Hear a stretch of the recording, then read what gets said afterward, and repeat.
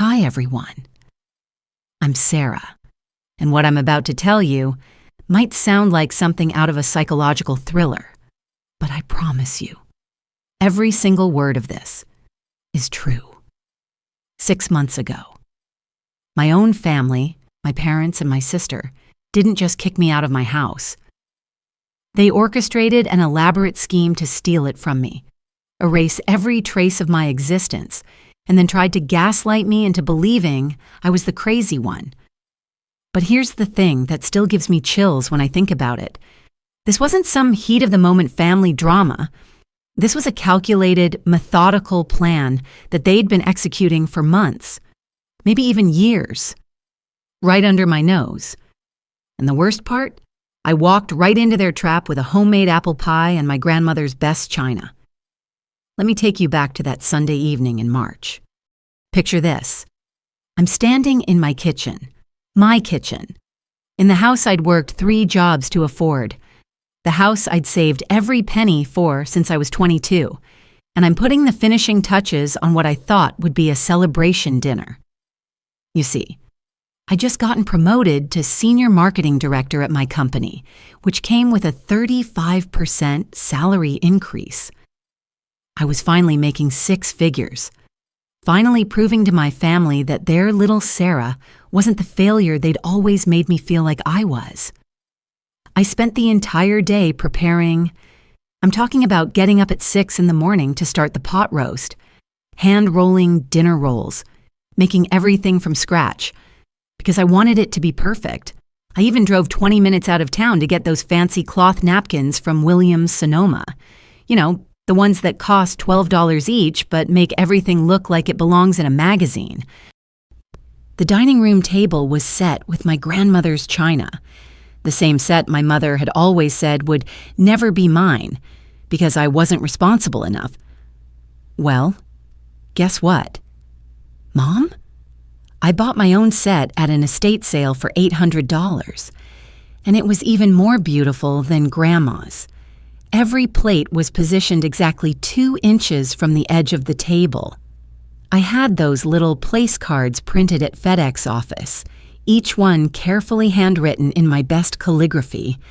Dad at the head of the table, Mom to his right, and Jessica, my older sister, directly across from me. I remember standing back and looking at that table, thinking, finally, they're going to see what I've accomplished.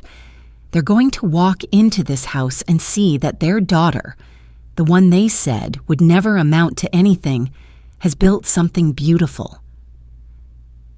You have to understand, my relationship with my family had always been complicated. Growing up, I was always the difficult one, the overly sensitive one, the one who needed to learn her place. When I graduated college, my dad's exact words were, "Well, let's see if you can actually do something with that expensive piece of paper." When I bought my first car, a used Honda Civic that I saved for 2 years to afford, my mother's response was, "I hope you can actually keep up with the payments." So this dinner, this was my moment. This was me saying, "Look at me now. Look at what I've built." At exactly 6:30, I heard car doors slamming in my driveway. My stomach was doing somersaults, but it was the good kind of nervous, like Christmas morning when you're a kid. I smoothed down my dress, a navy blue one I'd bought specifically for this occasion, checked my lipstick in the hallway mirror one more time, and opened the front door with what I thought was the biggest, most genuine smile of my life. The first sign that something was wrong was Jessica's face. She walked up my front steps like she was approaching a crime scene, not her sister's dinner party. She was wearing these expensive-looking suede boots, the kind that probably cost more than my monthly grocery budget, and she didn't even bother to wipe them on the doormat before stepping onto my freshly mopped hardwood floors. "Smells like food," she said. Not "Hi, Sarah." Not "Congratulations on your promotion." Just "smells like food," like she was commenting on the weather. My dad followed behind her, and I watched his eyes do this slow scan of my entryway. It wasn't the look of a proud father admiring his daughter's home. It was the look of someone appraising real estate. His gaze lingered on the crown molding I'd had installed last summer, the hardwood floors I'd refinished myself over 3 weekends, the framed photos of my college graduation that I'd hung in the hallway. "This place," he said, his voice carrying that familiar tone of barely concealed judgment, "has good bones. Feels like it should belong to a family, doesn't it? Not just one person rattling around in all this space." I laughed, but it came out forced and awkward. "Well, it's just right for me. Cozy but not cramped, you know?" My mother was the last to enter, and she did it so quietly I almost didn't notice her at first. She was wearing her church clothes, a beige sweater set that she reserved for occasions when she wanted to look respectable but not too festive. Her fingers immediately went to my mantelpiece, touching the edges of picture frames like she was checking for dust. "You've certainly made yourself at home," she said, and somehow she made it sound like an accusation.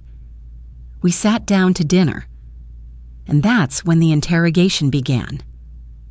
Oh, they were subtle about it at first. My dad started with what seemed like innocent questions about my job, my finances, my plans for the future. But there was something predatory in the way he asked them, like he was gathering intelligence rather than making conversation. "So this promotion," he said, cutting into his pot roast with surgical precision, "it must come with quite a salary bump. This house isn't cheap to maintain. The property taxes alone must be killing you." I tried to deflect with humor. "Well, I'm managing just fine. The promotion definitely helps, and I've got everything under control." "Control?"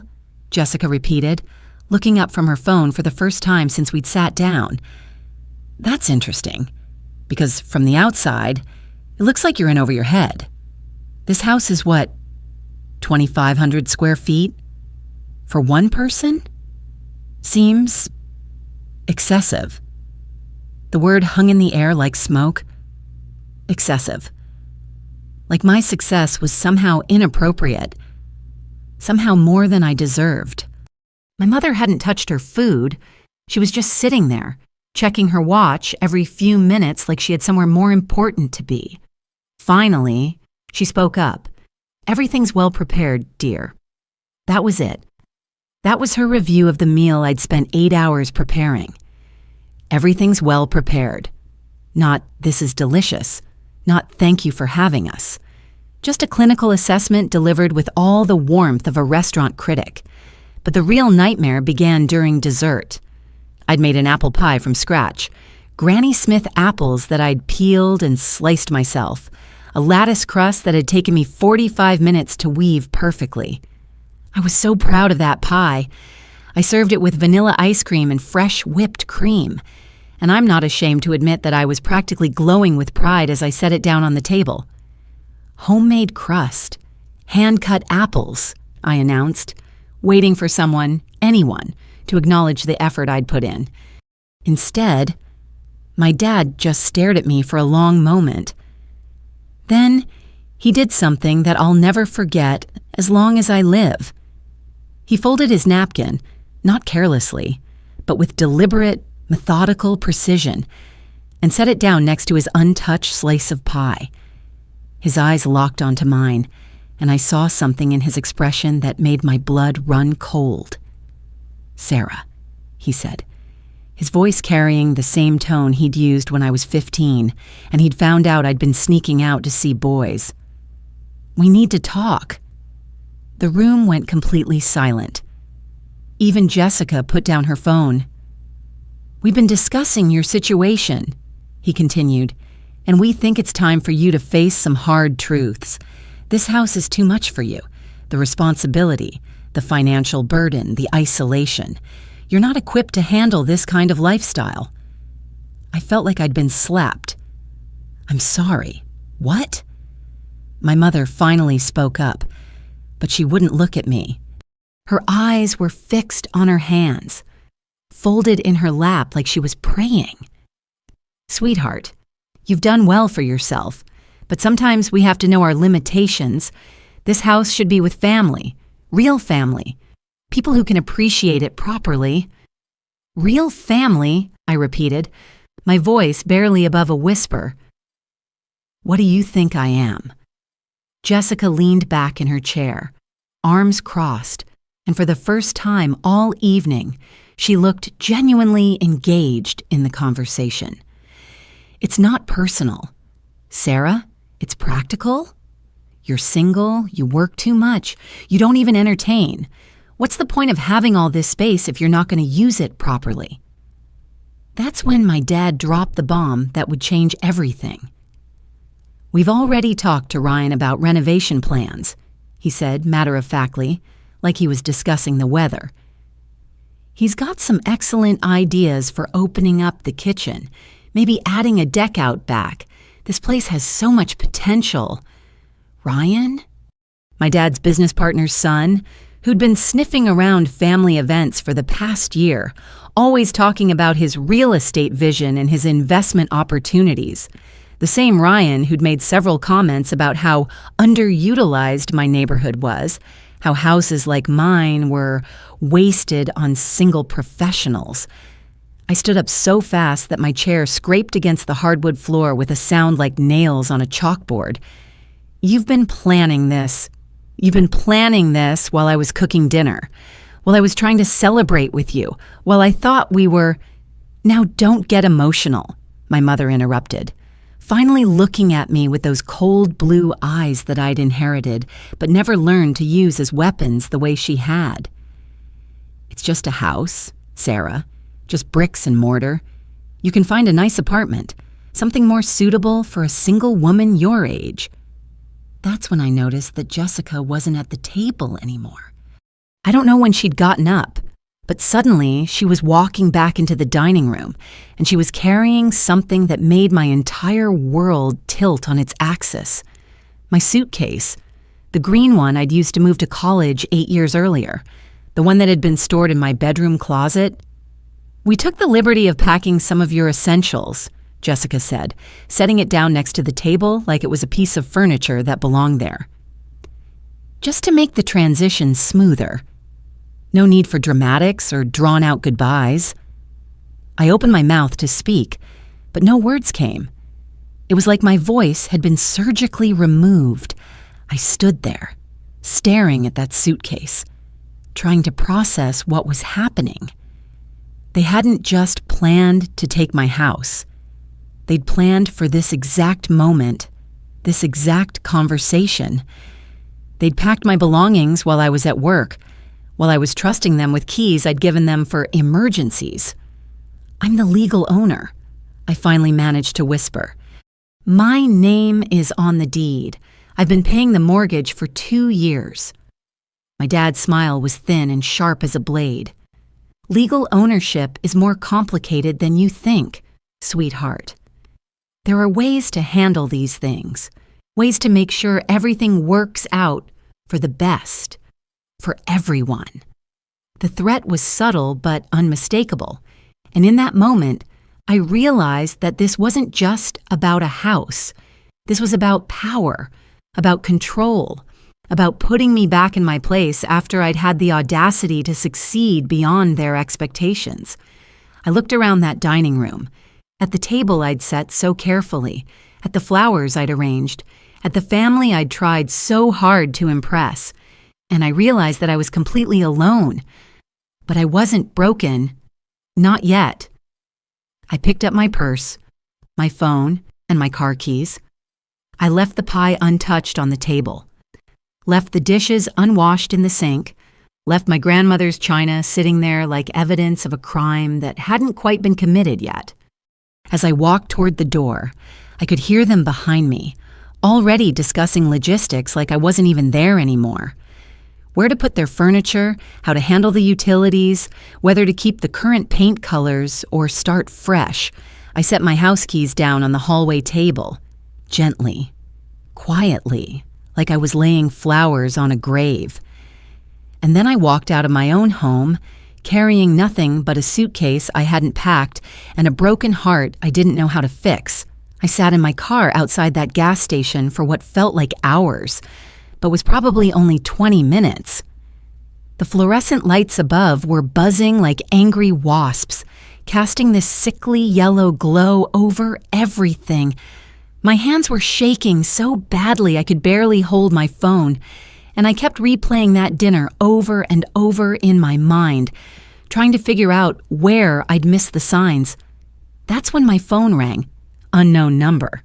But something in my gut told me to answer it. "This is Sarah," I said, my voice hoarse from holding back tears I refused to shed. "Ms. Richardson, this is Amanda from First National Bank's Mortgage Security Department. I'm calling about some unusual activity on your account that we need to verify immediately." My blood turned to ice water. "What kind of activity?"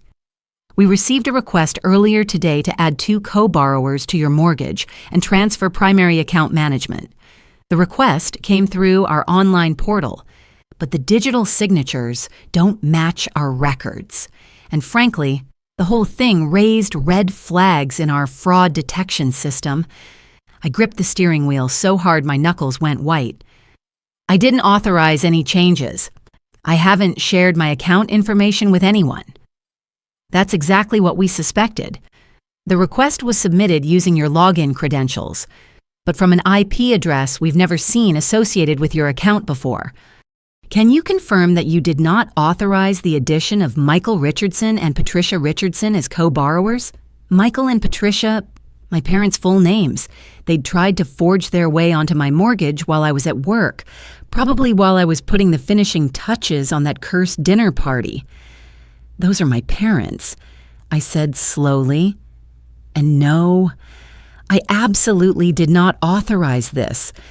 How did they even get my login information?" "That's something we'll need to investigate. For now.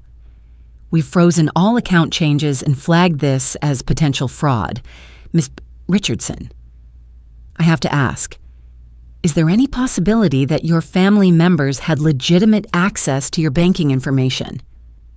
I thought back to last Christmas, when my mother had insisted on helping me organize my finances. She'd sat at my kitchen table for hours, supposedly helping me set up automatic bill payments and digital banking alerts. I'd been so grateful for her help, so touched that she was finally taking an interest in my adult life. "They might have seen me enter passwords," I admitted. "I trusted them. I thought they were helping me." Amanda's voice was gentle but professional. "Unfortunately, this is more common than you'd think. Family financial fraud is one of the fastest growing crimes in America.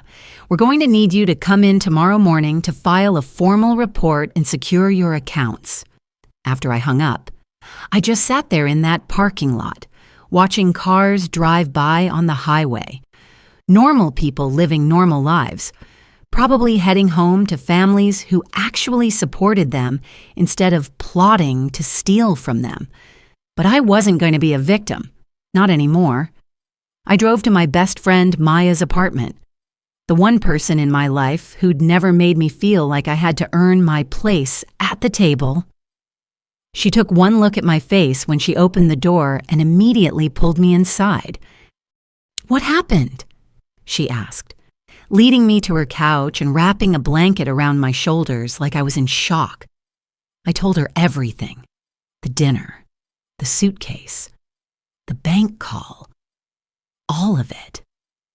Maya listened without interrupting, her expression growing darker with every detail. "Sarah," she said when I finished, "this isn't just family drama. This is criminal conspiracy. You need a lawyer, and you need one tonight." She was right, of course. Maya had always been the practical one, the one who could see through people's bullshit when I was still trying to give them the benefit of the doubt. She pulled out her laptop and started researching attorneys who specialized in real estate fraud and family financial crimes. "Here," she said, turning the screen toward me. "Catherine Morrison. She's handled cases like this before, and her reviews are incredible. Look at this quote. I've seen families destroy each other over money, but I've also seen victims reclaim their power and their property. Justice doesn't always look like revenge. Sometimes it looks like simply refusing to disappear. We called Catherine's emergency line, and she agreed to meet us the next morning, but Maya wasn't done digging. "Sarah, when was the last time you checked your credit report? If they were willing to try mortgage fraud, who knows what else they've been up to?" That's when we discovered the real scope of their betrayal. I pulled up my credit monitoring app, the one I checked maybe once every few months just to make sure everything was normal. What I saw made me physically nauseous. 7 new credit inquiries in the past 3 months. Applications for credit cards I'd never heard of. A car loan for a vehicle I'd never purchased. Even an application for a home equity line of credit against my house. My house that they were now trying to steal outright. "Maya," I whispered, "they've been using my identity for months, maybe longer." We went deeper, pulling up detailed reports, cross-referencing dates and locations. The pattern was chilling in its sophistication. Every application had been submitted during work hours when I wouldn't be checking my accounts. The addresses were split between my house and my parents' house, making it look like I lived in both places. They'd even used my work email address, which meant they'd somehow gained access to my company account. "This is organized crime," Maya said, her voice shaking with anger. "This isn't your dad making a stupid mistake or your mom being overly controlling. This is premeditated identity theft with the goal of financial destruction." But the worst was yet to come. Maya suggested we drive by my house, just to see if they'd actually moved in or if this was all some elaborate psychological manipulation tactic. What we found was so much worse than I could have imagined. The porch light was on, but it wasn't my warm, amber bulb. It was a harsh, blue-white LED that made everything look cold and clinical. Through the front windows, I could see that my living room had been completely rearranged. My furniture was gone. The couch I'd saved 6 months to buy, the coffee table I'd found at an antique store in Vermont, the bookshelf I'd built myself from reclaimed wood. In their place was furniture I didn't recognize. A leather sectional that screamed suburban dad cave, a massive flat-screen TV mounted where my collection of landscape photographs used to hang, and a coffee table that looked like it came from a furniture warehouse clearance sale. "They didn't just take your house," Maya breathed. "They erased you." I walked around to the backyard, using the spare key I kept hidden under a fake rock by the garden shed. What I found there broke something inside me that I didn't even know could break. Garbage bags. 6 large black garbage bags lined up by the fence like body bags. I opened the first one with trembling hands and found my college textbooks, the ones I'd kept because they reminded me of who I used to be and who I was working to become. The second bag contained my photo albums, years of memories, friends' faces, trips I'd taken, moments I'd treasured. The third bag was the worst. It contained every piece of my grandmother's jewelry that I'd inherited when she died. Not the expensive stuff that had gone to my mother and Jessica years ago, but the small, sentimental pieces. Her wedding ring from her first marriage, a locket with photos of her parents, a charm bracelet she'd built over 40 years of travel and grandchildren's birthdays. They hadn't just stolen my house. They'd thrown away my history. I took pictures of everything with my phone, documenting each bag, each discarded piece of my life. Maya helped me carry the bags to her car, and we drove back to her apartment in silence. That night, I couldn't sleep. I kept thinking about something my dad had said during dinner, something that hadn't fully registered at the time. We've already talked to Ryan about renovation plans. Already. Past tense. like this conversation had happened weeks or months ago, not in the few hours since they'd ambushed me at dinner. I pulled out my laptop and started digging through my cloud storage, looking for anything that might help me understand how long this had been planned.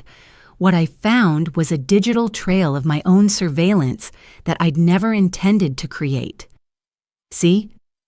When I'd bought the house, I'd installed a security system, partly for safety, partly for the insurance discount. The cameras were motion activated and automatically backed up to cloud storage. I'd barely looked at the footage since installation, but now I started scrolling through weeks of saved clips, and there they were. Video after video of my family letting themselves into my house while I was at work. Not just my parents and Jessica, but Ryan too, and some woman I didn't recognize, probably his wife or girlfriend. In one clip from 2 weeks earlier, I watched my mother systematically going through my kitchen cabinets, taking inventory like she was planning a military operation. In another, from just 4 days ago, Jessica was in my bedroom, opening dresser drawers and making notes on a yellow legal pad, but the most damning footage was from last Tuesday. I watched my father sitting at my desk in my home office, using my computer. The timestamp showed he was there for over 2 hours, and when he left, I could see him slip something into his jacket pocket. Something that looked suspiciously like the notebook where I kept all my important account passwords written down. Yes, I know that was stupid, but these were my parents. I trusted them with my spare key because I trusted them with my life. What a fool I'd been. The final piece of evidence came in an email I found buried in my spam folder. It was from a property management company I'd never heard of, dated 3 weeks ago. Dear Milne Richardson, thank you for your inquiry about our property management services for 1247 Maple Street. Per your request, we're prepared to begin tenant screening and lease preparation for a January 1st move-in date. As discussed, the current occupant will be relocating due to changed family circumstances. Please confirm the monthly rental rate of $2,800 in security deposit requirements. They weren't just stealing my house. They were planning to rent it out and profit from it. I forwarded everything to Catherine Morrison, the videos, the credit reports, the emails, all of it. Her response came at 6:47 a.m., even though it was a Saturday. Sarah, what you've uncovered constitutes evidence of multiple felonies, identity theft, fraud, conspiracy, and potentially racketeering if we can prove this was planned over an extended period. Meet me at my office at 9 a.m. Bring everything you have, and don't contact your family under any circumstances. From this point forward, all communication goes through me.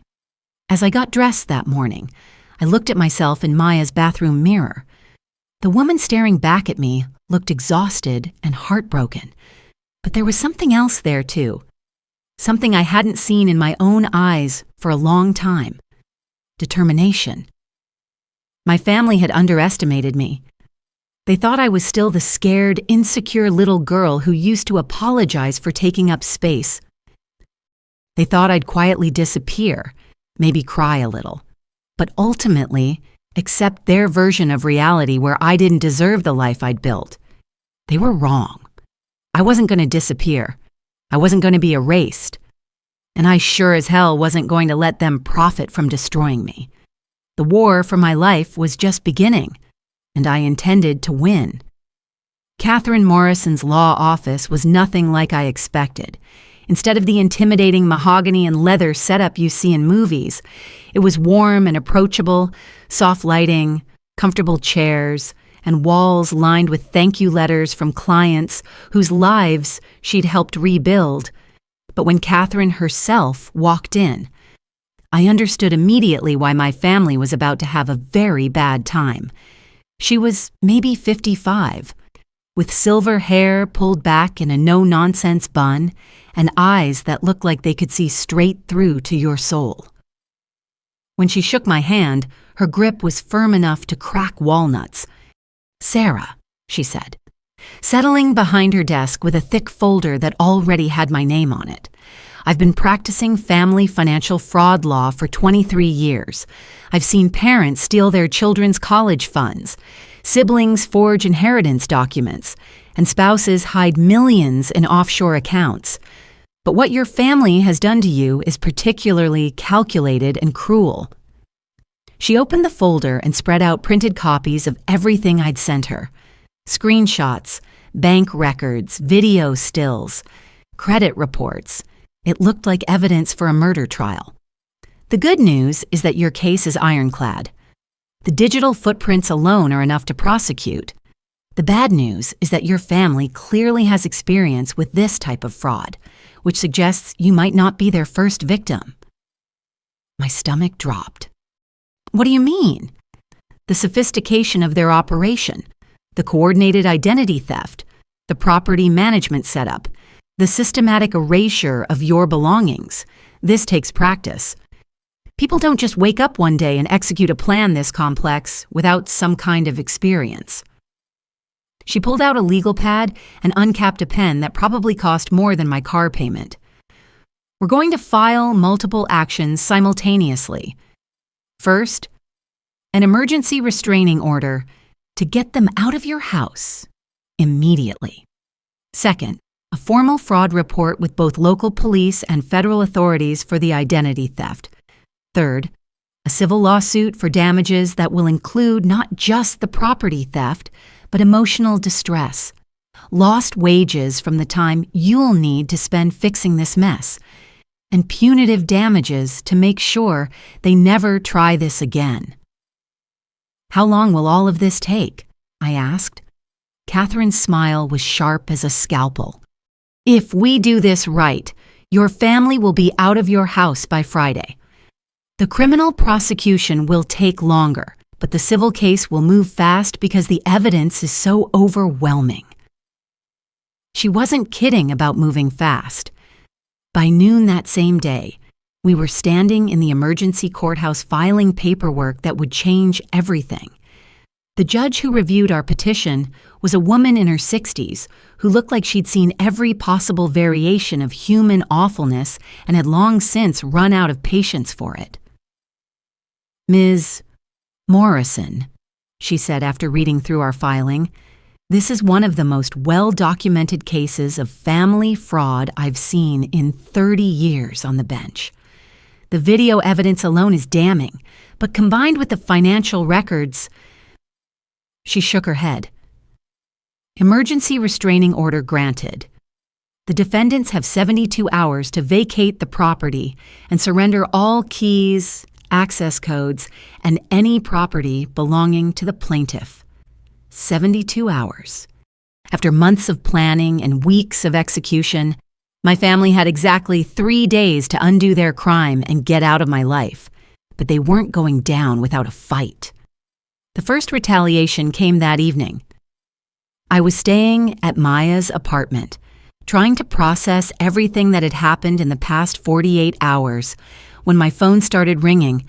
It was my Aunt Linda, my mother's sister, and her voice was dripping with fake concern. Sarah, honey, what is this nonsense about restraining orders and lawyers? Your mother is beside herself with worry. She thinks you're having some kind of breakdown. I'd been expecting this.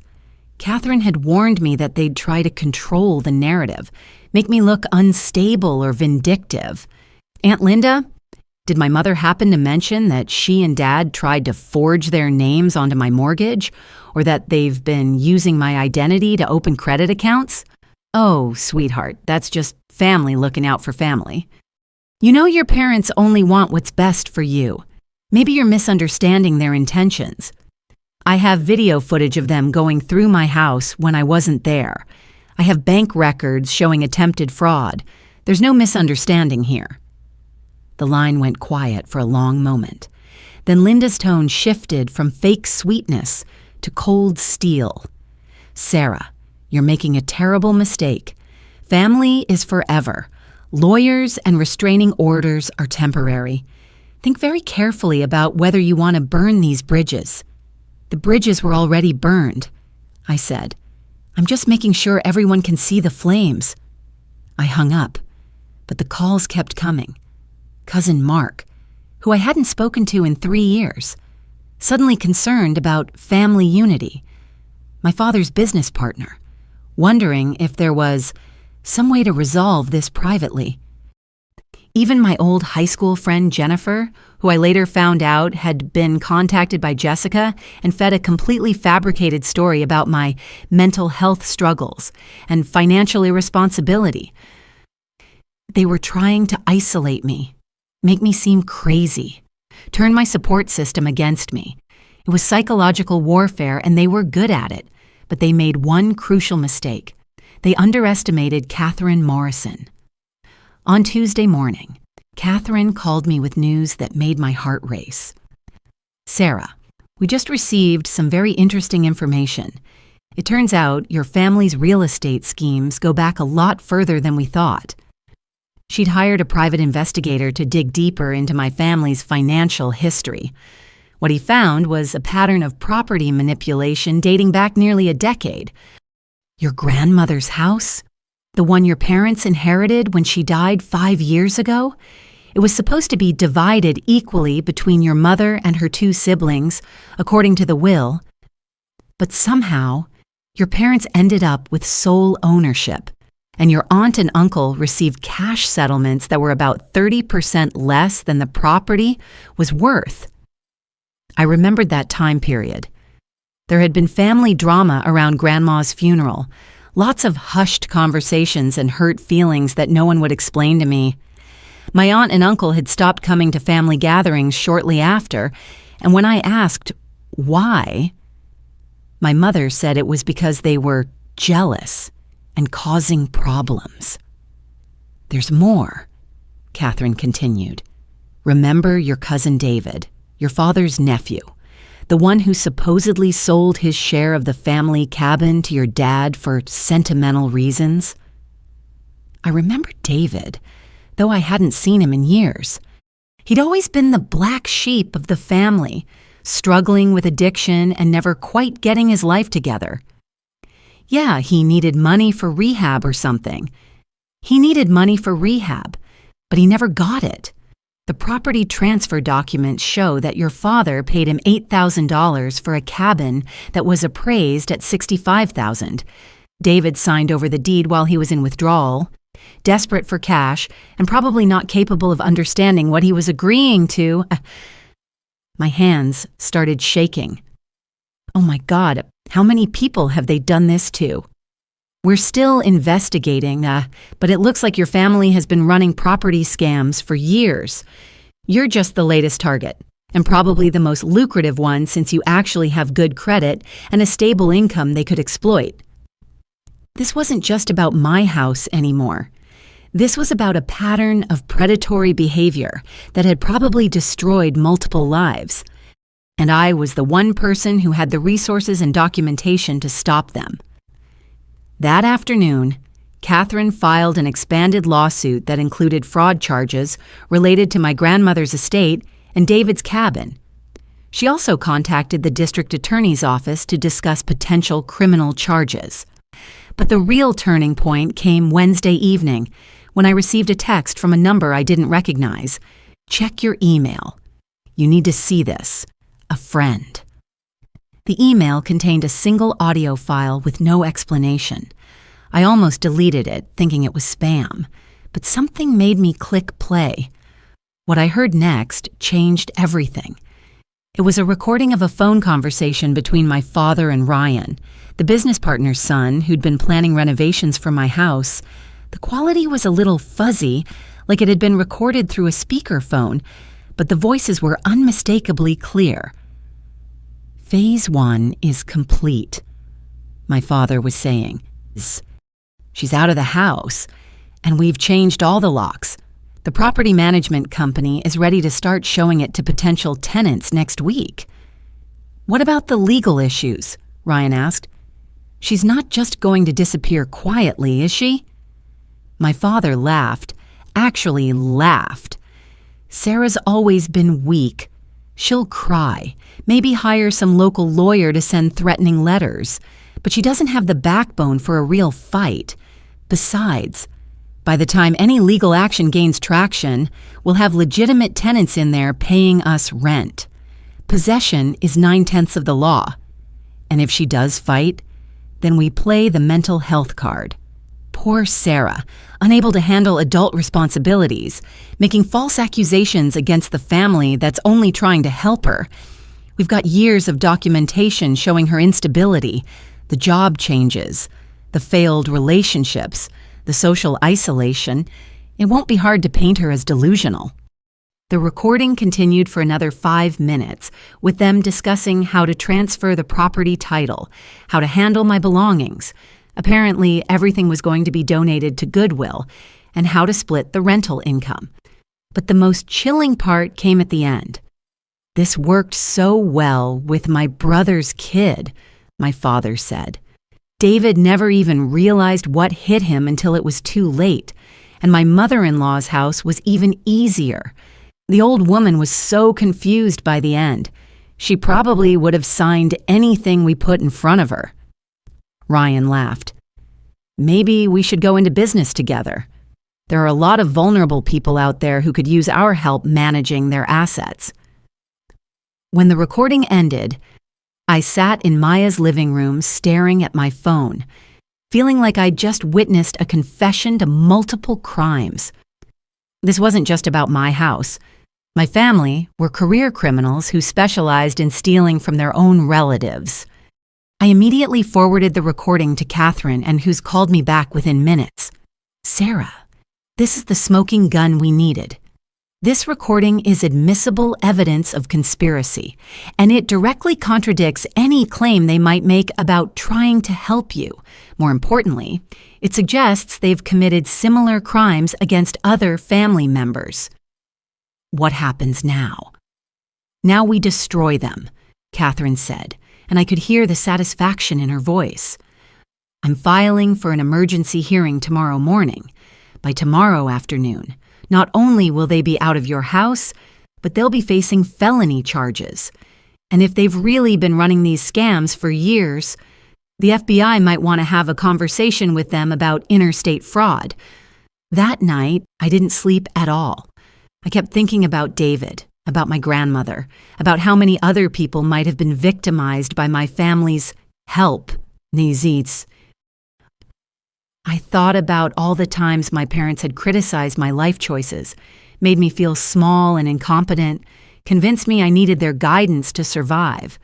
They hadn't been protecting me from making mistakes. They'd been positioning me to become their next victim. But I wasn't a victim anymore. I was a witness, a plaintiff, and a threat to everything they'd built their lives on. Tomorrow, the real battle would begin. The emergency hearing was scheduled for Thursday morning at 9 a.m., and I barely slept the night before. Catherine had warned me that this would be the most crucial day of the entire legal battle, the day when everything would either fall into place or fall apart completely. "Remember," she told me as we walked up the courthouse steps, "they're going to try to paint you as unstable, vindictive, maybe even delusional. They'll say this is all a misunderstanding between loving family members. But we have something they don't have, the truth, and ironclad evidence to back it up." The courtroom was packed. I'd expected my family to be there, obviously, but I was surprised by how many other people had shown up. Maya was in the front row behind our table, along with Mrs. Patterson, my neighbor who'd witnessed the strange activity at my house, but there were also people I didn't recognize, reporters, other attorneys, and what looked like family members I hadn't seen in years. Catherine later told me that word had gotten out about the case, and it was being watched closely by legal professionals who specialized in elder abuse and family fraud. Apparently, the sophistication of the evidence we'd gathered was setting some kind of precedent. My family sat at the defendant's table with their attorney, a man named Richard Pemberton, who looked like he'd rather be anywhere else in the world. My father was wearing his best suit, the navy one he saved for important business meetings, and he kept checking his watch like this was just another appointment on his calendar. My mother sat rigidly beside him, her hands folded so tightly in her lap that her knuckles were white. Jessica was at the far end of the table, and when our eyes met across the room, she looked away immediately. Judge Margaret Chen called the court to order, and the first thing she did was address the packed gallery. This is a civil proceeding involving allegations of fraud, identity theft, and property theft within a family. I want to make it clear that this court will focus solely on the evidence presented and the legal issues at hand. This is not a forum for family drama or emotional manipulation. Catherine stood first to present our case. She'd organized everything into a presentation that was both devastating and crystal clear. She started with the timeline, showing how my family had systematically gained access to my personal information over months and years. Your Honor, this case represents one of the most calculated and sophisticated examples of family financial fraud that I've encountered in 23 years of practice. The defendants didn't simply take advantage of an opportunity. They created the opportunity through years of careful planning and psychological manipulation. She pulled up the first piece of evidence, bank records showing the attempted mortgage fraud.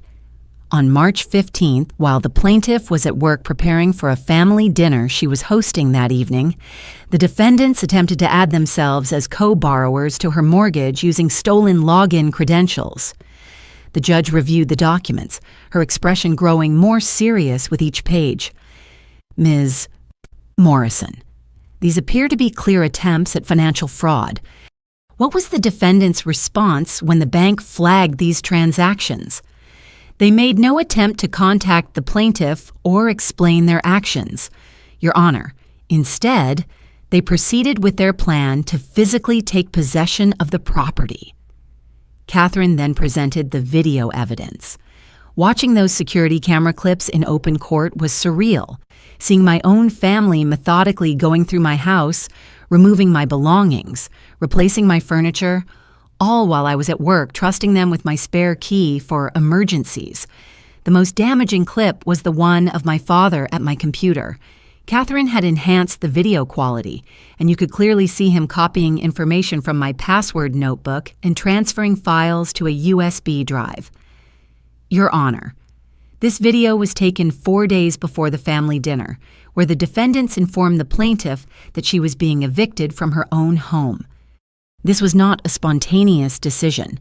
This was a premeditated theft that had been in planning for weeks, if not months. But the real bombshell came when Catherine played the audio recording. The courtroom went completely silent as my father's voice filled the room.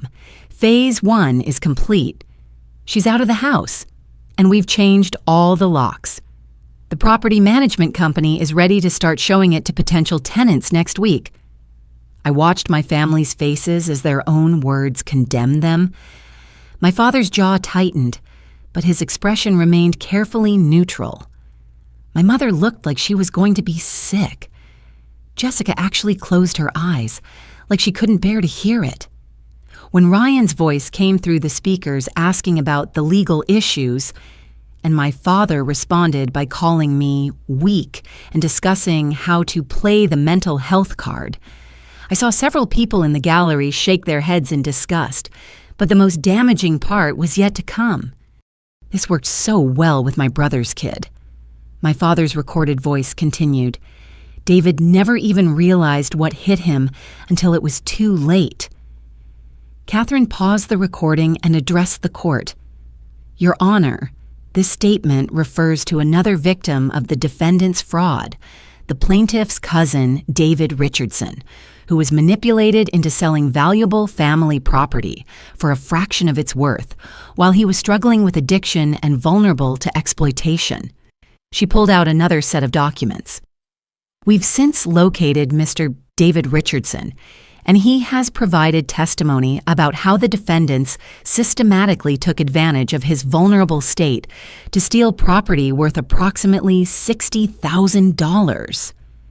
The judge looked down at my father with an expression of barely concealed disgust. Mr. Richardson, are you acknowledging that you've engaged in this type of behavior with other family members? Before my father could answer, his attorney jumped up. Your Honor, my client invokes his Fifth Amendment right against self-incrimination regarding any matters not directly related to this specific case. Noted. Judge Chen said dryly. Continue. Ms. Morrison. Catherine then called her first witness, the bank representative who'd originally flagged the fraud attempt. Amanda testified about the sophisticated nature of the identity theft and how unusual it was to see such coordinated fraud attempts from multiple family members. In my 15 years in mortgage security, Amanda said, I've never seen a case where family members had such detailed access to a victim's financial information. This wasn't opportunistic fraud. This was systematic exploitation that required long-term planning and coordination. The next witness was David, my cousin. I hadn't seen him in almost 5 years, and he looked healthier than I remembered, clean, sober, and angry in a focused, determined way. My Uncle Michael approached me when I was at my lowest point. David testified, I was desperate for money to pay for rehab, and he offered to buy my share of the family cabin. He said he was doing me a favor, taking it off my hands so I wouldn't have to worry about property taxes and maintenance while I was getting my life together. What was your understanding of the property's value at that time? Catherine asked. I thought it was worth maybe $10,000 or $15,000. Uncle Michael said the real estate market was terrible, that it would be hard to find any buyer at all. He offered me $8,000 cash, and I took it because I needed the money immediately. Have you since learned the actual value of that property? David's voice got stronger. After Sarah's case became public, I hired my own appraiser. The cabin was worth $65,000 when I sold it. I was robbed of over $50,000 by my own uncle, who took advantage of my addiction and desperation. The courtroom was completely silent as David continued. For years, I thought I was lucky that Uncle Michael helped me when no one else would. Now I realize he was just a predator who saw an opportunity to steal from someone who couldn't fight back. When it was the defense's turn to present their case, Attorney Pemberton looked like he was walking to his own execution. He stood slowly and addressed the court with the enthusiasm of someone reading a grocery list.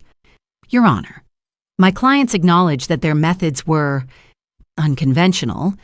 However, their actions were motivated by genuine concern for their daughter's welfare and the preservation of family assets.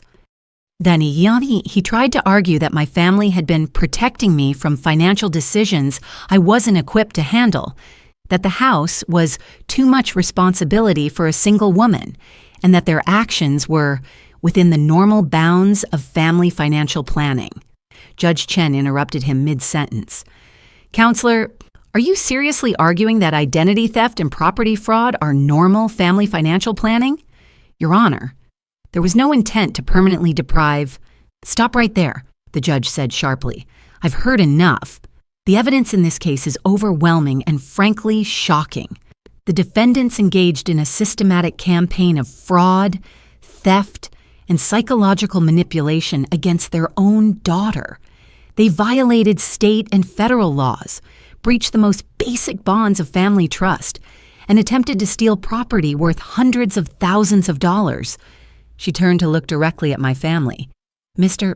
and Mrs. Richardson, Miss Richardson, you have brought shame not only on yourselves, but on the very concept of family. Your actions represent some of the most callous and calculated abuse I've seen in 28 years on this bench. The judge's ruling was swift and comprehensive. Immediate restraining order preventing my family from coming within 500 feet of me or my property. Emergency order requiring them to vacate my house within 24 hours and surrender all keys, access codes, and any property belonging to me. temporary freezing of their assets pending a full investigation into other potential fraud victims. But she wasn't done. Furthermore, I am ordering this case to be referred to both the District Attorney's Office for Criminal Prosecution and the FBI's White Collar Crime Division for investigation into potential federal charges. The evidence suggests a pattern of fraud that may extend beyond this single incident. As the judge spoke, I watched my family's faces transform. My father's carefully maintained composure finally cracked, and for the first time in my life, I saw him look genuinely afraid. My mother was crying quietly, probably finally understanding that their actions would have real consequences. Jessica looked relieved, like an enormous weight had been lifted from her shoulders. When court was adjourned, Catherine and I were immediately surrounded by reporters asking for statements. Catherine handled them professionally while I tried to process what had just happened. "How do you feel about the judge's ruling?" one reporter asked. I thought for a moment before answering. I feel like justice was served. But more than that, I feel like other victims now know that this type of abuse doesn't have to be accepted just because it comes from family. As we walked out of the courthouse, Maya threw her arms around me. "You did it," she whispered. "You actually did it." But the strangest thing was, I didn't feel victorious. I felt empty, like I'd won a war but lost everything I'd been fighting for. The family I'd thought I had was gone, revealed to be an illusion constructed to hide something much darker.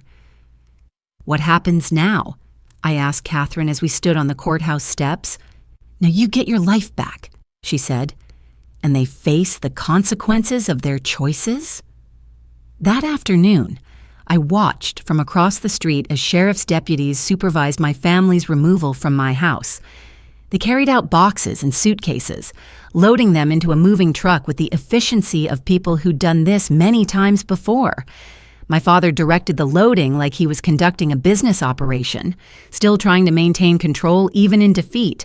When they were gone and the deputies handed me my new keys, I stood in my driveway for a long time before going inside. The house felt different, not just because it was mine again, but because I was different. The woman who'd left here 2 weeks ago had still been seeking approval, still believing that family meant unconditional love and support.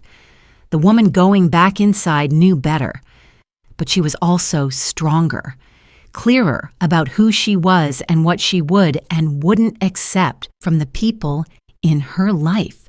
The real work of rebuilding was just beginning. 6 months later, this year I'm sitting in my living room, my actual living room, in my actual house that legally belongs to me and only me, watching the sunset through windows that I chose, surrounded by furniture that I bought, breathing air that smells like the lavender candles I love, instead of the industrial cleaning products my family used to try to erase me. The house feels different now, not just because I've redecorated or because the locks have been changed 4 times for security. It feels different because I'm different. The woman who walked out of here that terrible Sunday night was still seeking approval, still believing that family meant everything, still willing to sacrifice her own well-being for the sake of keeping peace. The woman who came back 2 weeks later with court orders and police escorts doesn't ask for permission to exist anymore. Let me tell you about that first day back, the day I truly got my life back.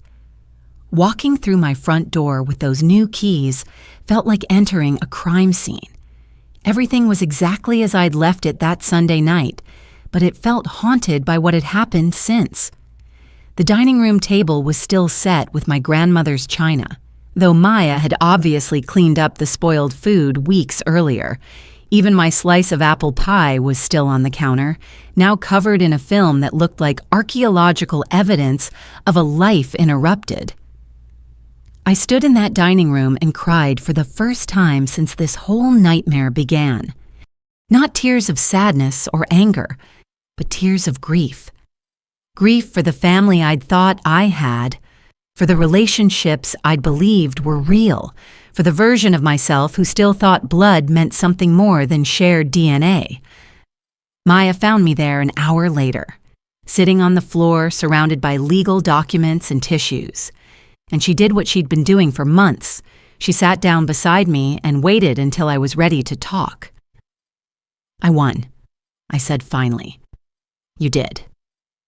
So why do I feel like I lost everything?" Maya was quiet for a moment, then she said something that I'll never forget. "Because you did lose everything. You lost your illusions, your naive trust, your belief that family means safety. But Sarah, those things were keeping you small. They were keeping you from seeing who you really are when you stopped trying to earn love from people who were never going to give it freely." She was right. Of course. The woman who'd prepared that dinner 6 months ago was still performing, still auditioning for approval, still believing that if she just tried hard enough, she could fix broken people and broken relationships through sheer force of will and homemade pie. The woman sitting on that floor was done performing forever. Over the next few weeks, I slowly reclaimed my space. I replaced every stick of furniture they'd moved or touched. I had the house professionally cleaned twice to remove any trace of their presence. I changed my phone number, my email addresses, even my bank accounts, not because I legally had to, but because I wanted a completely fresh start with no digital fingerprints from my old life. But the real healing began when the letters started arriving. The first one came from David, my cousin who'd lost the family cabin. He'd been following the case through mutual friends and wanted to thank me for exposing what had happened to him. "I always knew something wasn't right about that sale," he wrote. "But I was in such a bad place then, and they convinced me I was lucky anyone would help me at all. Seeing you fight back gave me hope that maybe it's not too late for me to reclaim some of what I lost too." Then came a letter from my great-aunt Helen, my grandmother's youngest sister, who I'd only met a few times at family reunions. She'd been suspicious about my grandmother's will from the beginning but didn't have the resources or knowledge to challenge it. "Your grandmother talked about you constantly in her final years," Helen wrote. "She was so proud of your independence, your career, your strength. She would be absolutely thrilled to know that you fought for yourself and for her memory." More letters followed over the weeks. Distant relatives who'd had their own uncomfortable experiences with my parents, financial help. Damn family friends who'd witnessed years of subtle manipulation and psychological control but hadn't known how to intervene. Even some of my parents' business associates who'd suspected something was wrong but hadn't wanted to get involved in family matters. But the most surprising letter came from Jessica, written from county jail. Her handwriting looked shaky, uncertain. "Sarah," it began, "I don't expect you to forgive me, and I'm not writing this to ask for sympathy or to make excuses. I'm writing because I need you to understand that watching you fight back was the first time I ever saw someone successfully stand up to Dad. I've been afraid of him my entire life, and I convinced myself that helping him was the only way to stay safe. I was wrong, and I'm sorry, and I'm proud of you for being braver than I ever was." She went on to explain years of psychological manipulation and financial control that I'd never known about. How our father had convinced her that she was too emotional and too impulsive to manage her own money, so he'd been controlling her finances since she graduated college. How he'd systematically isolated her from friends and romantic relationships by convincing her they were using her or not good enough for the family. How he'd made her complicit in his schemes by convincing her it was the only way to protect the family's financial security. "I know this doesn't excuse what I did to you," the letter concluded, "but I want you to know that you didn't just save yourself. You saved me too. For the first time in my adult life, I'm making my own decisions and facing the consequences of my own actions. It's terrifying, but it's also freedom I never knew I wanted. I read that letter 7 times before I decided what to do with it. Then I drove to the county jail and put Jessica on my visitor list. The conversation we had that day was the first honest conversation we'd had in our entire lives. No performance, no audience, no parents monitoring every word for signs of disloyalty or weakness, just 2 women trying to figure out how to rebuild themselves after surviving the same psychological war zone. I don't know if we can be sisters again, I told her through the plexiglass partition. The trust is broken, and I don't know if it can be repaired, but maybe we can figure out how to be friends someday. Jessica nodded, tears streaming down her face. I'd like that. I'd like that more than anything. It's been 4 months since that conversation, and Jessica is doing remarkably well. She was released after serving her full 6-month sentence, and she immediately enrolled in therapy and started attending support group meetings for people who've experienced financial abuse from family members. We have coffee once a month now, always in neutral territory, always with no expectations. Just 2 people learning how to trust each other again from scratch. As for my parents, I haven't spoken to them since the trial, and I don't plan to. They've both written letters. My mother's full of vague apologies and requests for reconciliation. My father's full of justifications and barely concealed anger that I destroyed the family over a simple misunderstanding. I keep their letters in a file folder, not because I plan to respond, but because they serve as important reminders of who they really are when the masks come off. My father's letters, in particular, are masterclasses in manipulation. He never actually apologizes for what he did, but instead focuses on how much he's suffered because of my vindictive, legal actions. My father was released from federal prison 3 months ago after serving his full 18-month sentence. I heard through the family grapevine that he and my mother have moved to Phoenix, supposedly for my mother's arthritis, but probably because they can't show their faces in our hometown anymore. They lost their house in the process. Turns out they'd been living beyond their means for years, financing their lifestyle through various fraudulent schemes that all came to light during the investigation. The life they'd built on stolen foundations crumbled the moment someone shined a light on it. I don't feel sorry for them. I don't feel angry anymore either. Mostly, I feel free. The real turning point in my healing came when I decided to start speaking publicly about family financial abuse.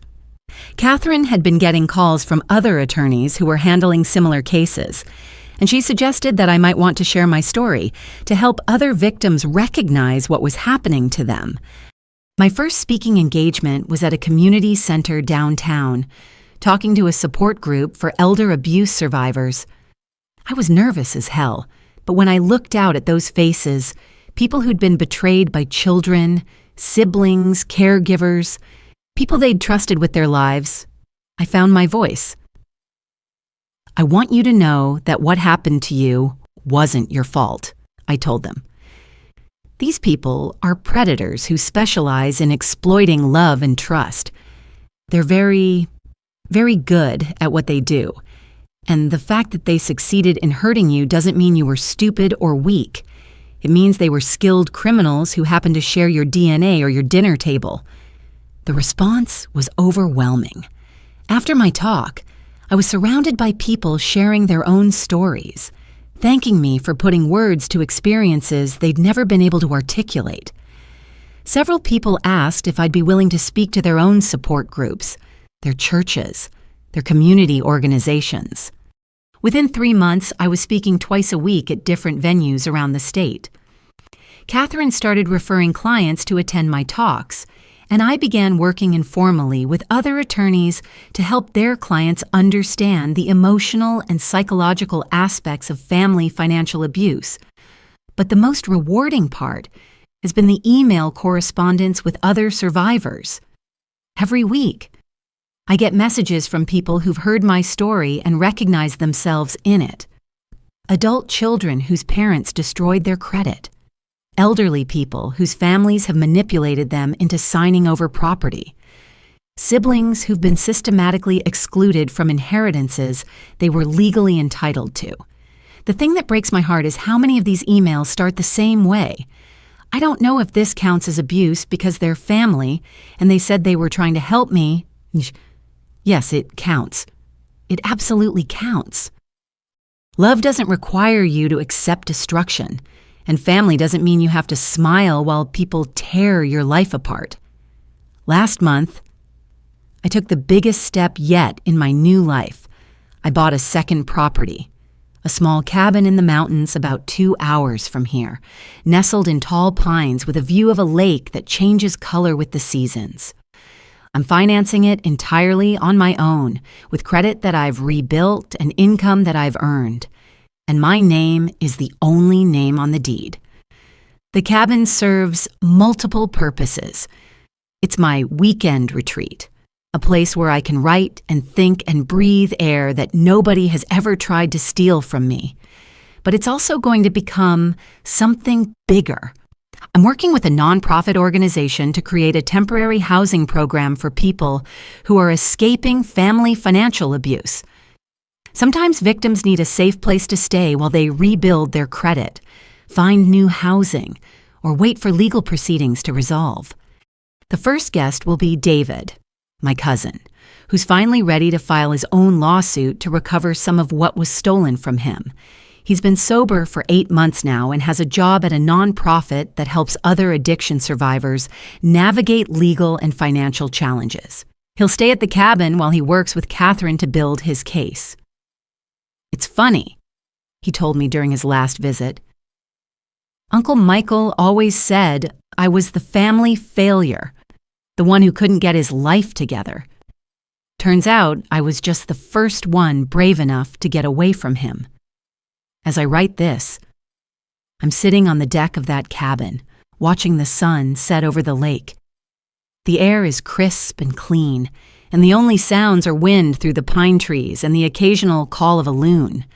It's the kind of peace that I didn't even know I was missing during all those years of walking on eggshells and trying to earn love from people who were never going to give it freely. My phone is on silent. My laptop is closed.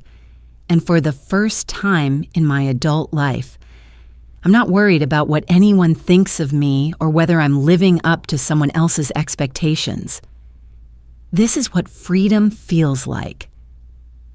Tomorrow, I'll drive back to town for another speaking engagement, this time at a law school, talking to students about recognizing and prosecuting family financial crimes.